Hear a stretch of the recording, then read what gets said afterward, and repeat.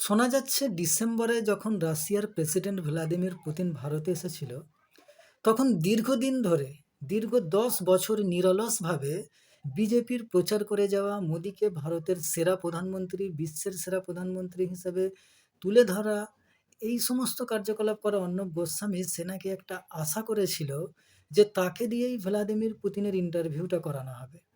কিন্তু যে কারণেই হোক না কেন তাকে দিয়ে না করিয়ে ইন্টারভিউটা আরেক গদি চ্যানেলের আরেক অ্যাঙ্কার অঞ্জনা ওম কাশ্যপকে দিয়ে ইন্টারভিউটা করানো হয়।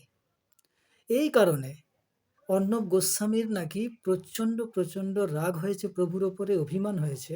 সেই অভিমান থেকেই সে এখন সরাসরি নরেন্দ্র মোদীকে নাম ধরে প্রশ্ন করছে, নরেন্দ্র মোদীর নাম ধরে বিজেপির সমালোচনা করছে। দিল্লি দূষণের জন্যে ডবল ইঞ্জিন সরকারের মুখ্যমন্ত্রীকে সরাসরি প্রশ্ন করছে অর্ণব গোস্বামী।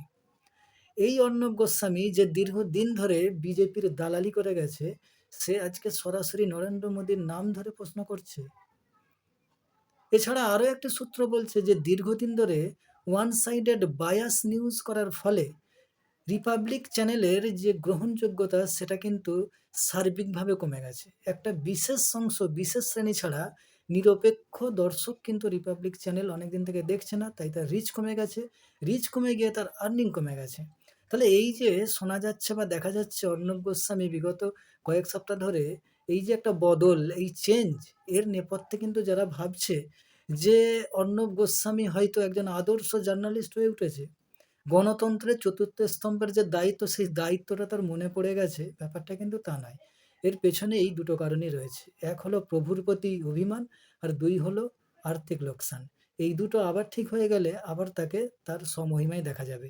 যদিও অর্ণব গোস্বামীর ইংলিশ চ্যানেলে কয়েকটা প্রশ্ন ছুটছে, কিন্তু এটাও জানা যাচ্ছে যে তার হিন্দি চ্যানেল অবশ্য যথারীতি কিন্তু ব্যালেন্স রেখে ওই বিজেপির দালালিই করে যাচ্ছে।